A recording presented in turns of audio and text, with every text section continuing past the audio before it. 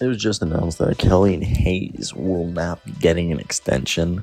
So what we're hearing specifically is that Killian Hayes will play out his contract if he even remains on the team. But this offseason they drafted Asar Thompson, Marcus Sasser, and they traded for Monte Morris.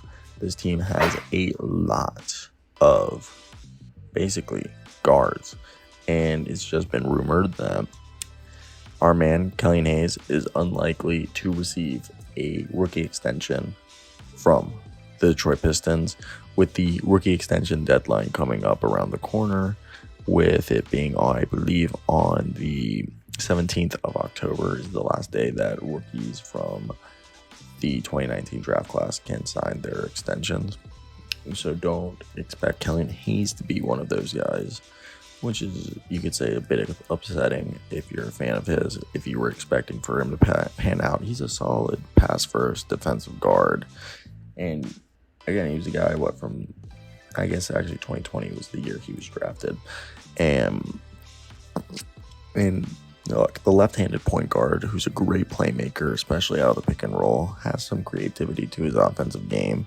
It's just the jump shot, it's not there. And especially since he tore his hip, he's kind of a below-the-rim athlete, which is not particularly something that you would want, or I don't know if you would say is even feasible to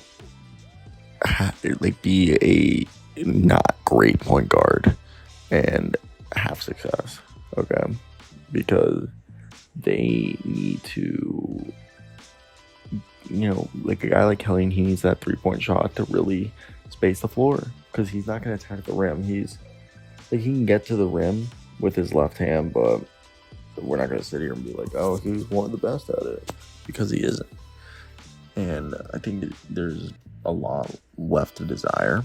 I mean, he's eligible for a $9.9 million qualifying offer, but I've said it before. I think if he could end up on a team like the Golden State Warriors or the Dallas Mavericks, where he can rebuild his value and maybe establish himself as someone who could really be a good secondary option for the second unit, then yeah, I wouldn't be surprised if that was something we end up seeing happen. But from the way that it's all worked out right now, I doubt that this is going to be the same team that Killian Hayes is going to be playing for next year, because I think he'll end up on a team that will teach him how to win, and I think that's the most important thing for him. But I don't really have anything else to say besides that, so let me hear your thoughts down below on Killian Hayes.